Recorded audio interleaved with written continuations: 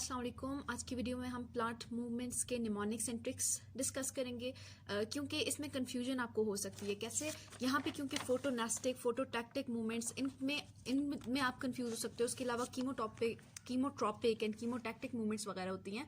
इन सब की एग्जांपल्स आप कंफ्यूज करके अच्छा खासा आता हुआ एमसीक्यू भी गलत कर सकते हो। ठीक है, तो इसके अलावा हम लोग फोटो पीरियडिज्म में short day and long day plants के भी निमोनिक्स डिस्कस करेंगे।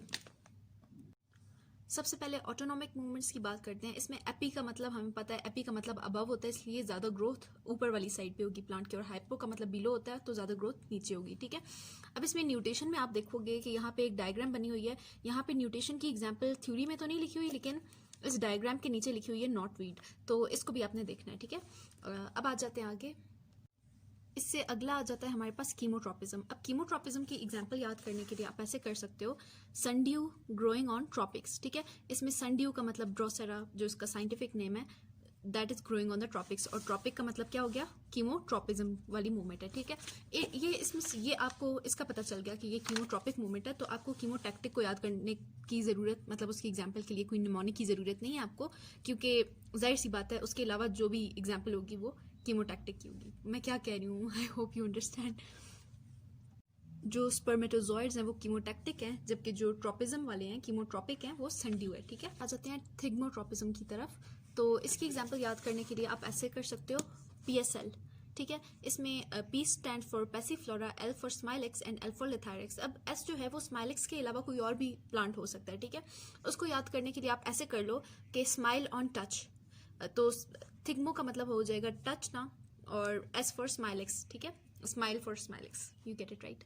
तो पहले आ जाते हैं फोटो नेस्टी की तरफ। अब नेस्टी का हमें पता है मतलब बैड होता है ना, तो इस तरह से हम निमोनिक बना सकते हैं फोटो नेस्टी के लिए। We took photo of a nasty ox. अब आप जब मंडी वगैरह में जाते हो तो फोटो लेते होगे ना जानवर वगैरह की, जो आपको चाहिए होता होगा। ठीक है, उस तरह से जो फोटो है वो फोटो, और नेस्टी ऑक्स में नेस्टी जो है ये वाला नेस्टी को शो कर रहा होगा, और ऑक्स का मतलब हो जाएगा ऑक्जेलिस। ठीक है, तो इसका मतलब फोटो नेस्टी की एग्जांपल हमारे पास आ गई है ऑक्जेलिस की। उसके बाद आ जाते हैं थर्मोनेस्टी की तरफ। थर्मोनेस्टी में ये इसकी एग्जांपल आप ऐसे याद रख सकते हो, temperature of the नेस्टी man was high, his CT scan was done. अब जाहिर सी बात है टेम्परेचर से CT स्कैन का कोई लेना देना नहीं है, लेकिन just for a better memory हम लोग ये कर लेंगे। टेम्परेचर से हमें पता चल जाएगा ना, थर्म जो है टेम्परेचर को कहते हैं ना, तो टेम्परेचर हाई का मतलब हो जाएगा ये थर्म, यानी कि थर्मोनेस्टी, थर्मो हो गई, और नेस्टी मैन ये वाली बात, और हिज CT स्कैन, CT में क्या C हो जाएगा क्रॉकस के लिए, और T हो जाएगा ट्यूलिप्स के लिए। ठीक है, तो ये हो जाएगी थर्मोनेस्टी की एग्जांपल। फिर आ जाते हैं सीज़मोनेस्टी में। सीज़मोनेस्टी तो सबसे अलग है, इसकी एग्जांपल तो कभी आप इसमें तो आपको कंफ्यूज नहीं कर सकते हैं, इसकी तो आपको याद होनी चाहिए। अब आगे आ जाते हैं हम टैक्टिक मूवमेंट्स पे।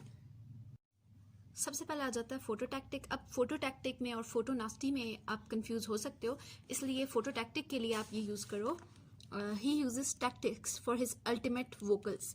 अब टैक्टिक्स का हमें पता है ट्रिक्स को कहते हैं ना, तो टैक्टिक जो है हमारा शो कर लेगा कि ये टैक्टिक मूवमेंट है, और अल्टीमेट जो है ये यहाँ पे आपकी एग्जांपल यूलोथ्रिक्स हो जाएगा, और वोकल्स में वोकल वैसे आवाज़ को कहते हैं ना, तो वो VO जो है वोल्वॉक्स के लिए, और CHS का जो है वो क्लेमाइडोमोनास के लिए हो जाएगा। अब थर्मोटैक्टिक की एग्जांपल हम कैसे याद कर सकते हैं? Alice tactics when he has a fever. अब फीवर मैंने क्यों यूज़ किया है? फीवर की वजह से हमें पता है टेम्परेचर हाई हो जाता है, और टेम्परेचर का मतलब थर्म, तो ये शो कर लेगा कि ये थर्मोटैक्टिक की एग्जांपल है। अब अली जो है, अली फॉर हो जाएगा यूनिसेलुलर एलजी। ठीक है, तो इस तरह से ये हो जाएंगी सारी की सारी एग्जाम्पल्स आपकी क्या कहते हैं इसको, प्लांट मूवमेंट्स की। अब आ जाते हैं फोटो पीरियडिज्म पे। फोटो पीरियडिज्म के अकॉर्डिंग जो है 3 टाइप्स होती हैं, long day plants, short day plants and day neutral plants. ठीक है, इसमें जो MCQs बनते हैं वो long day and short day plant से बनते हैं, और ये ऐसे हैं कि इनकी एक एक लाइन पे MCQ बनता है। अच्छा, अब शॉर्ट डे प्लांट्स की एग्जांपल हम कैसे याद कर सकते हैं? TCS 2, T फॉर हो जाएगा टोबैको, C फॉर हो जाएगा क्राइसेंथेमम, S फॉर हो जाएगा सोयाबीन, और D फॉर हो जाएगा डेलिया। ठीक है, उसके बाद आ जाते हैं long day plants. Long day में हो जाएगा पेशावर बाय। अब जो P है वो शो करेगा किसको, पोटैटो को, S जो है वो शो करेगा स्पिनच को, H फॉर हो जाएगा हिबिस्कस, और ये जो बाय का B है ये शो करेगा आपके बीट को, ठीक है। अब हमें पता है जो लॉन्ग डे समर जब होता है उस वक्त लंबे लंबे दिन होते हैं ना समर में, तो इसका मतलब कि जो लॉन्ग डे प्लांट्स हैं वो कब ग्रो करेंगे, समर में। फिर रह गया शॉर्ट डे प्लांट्स, अब लॉन्ग डे समर में हो रहे हैं तो जाहिर सी बात है स्प्रिंग में हो जाएंगे शॉर्ट डे, ठीक है। अब इसको एसएस करके भी हम नहीं याद कर सकते स्प्रिंग के लिए, क्योंकि एस फॉर समर भी होता है, तो लॉन्ग डे बस ऐसे याद रखो कि दिन लंबे होते हैं गर्मियों में, इसलिए लॉन्ग डे प्लांट्स समर में ग्रो करते हैं, और जाहिर सी बात है तभी इसका नाम भी लॉन्ग डे है। अच्छा, और दूसरी बात इसमें आ जाती है क्रिटिकल वैल्यू। अब जिस तरह से हमने कहा पेशावर बाय ना, तो ऐसा होता है कि जब पेशावर जाते हो तो बहुत गर्मी होती है पेशावर में गर्मी होती है, इसलिए आप जल्दी से पेशावर से निकल जाते हो और मिनिमम टाइम स्पेंड करते हो वहाँ पे, ठीक है।